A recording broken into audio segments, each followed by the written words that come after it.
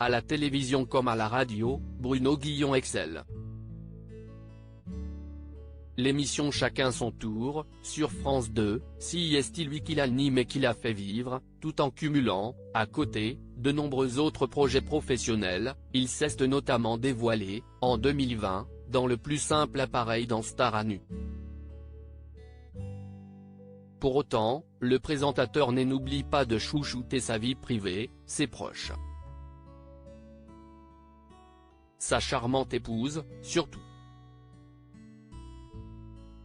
Depuis 25 ans, il est en couple avec Marion et les amoureux ont accueilli, il y a 13 ans, un garçon baptisé Anatole. Bruno Guillon a commencé à travailler à la radio, sur des stations locales, alors qu'il n'avait que 12 ans. Mais quel est donc le secret pour garder tant d'énergie et de sourire, malgré le surmenage?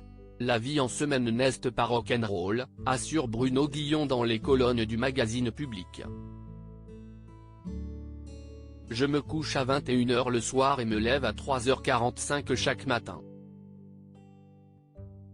Mais mon moteur est la passion, la radio était un rêve de gosse, contrairement à la télé où je suis arrivé par hasard.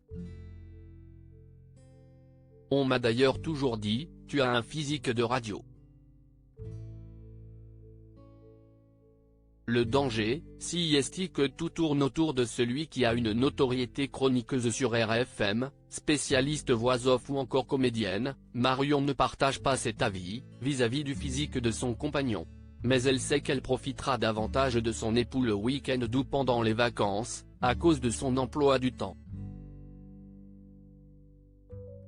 Si la flamme de leur amour continue à brûler si fort, c'est entre autres parce qu'ils ont instauré une règle d'or. Le respect mutuel, affirme Bruno Guillon. Et le danger, dans un couple, c'est que tout tourne autour de celui qui a une notoriété ou un salaire plus important. Moi, je parle peu de mon travail en rentrant, et les amis qu'on côtoie ne sont pas forcément de mon métier. S'ils s'affichent volontiers ensemble, lors d'événements publics, Bruno Guillon et Marion préfèrent tout de même passer du temps ensemble loin des flashs et des tapis rouges. La voilà donc, la recette d'une relation réussie.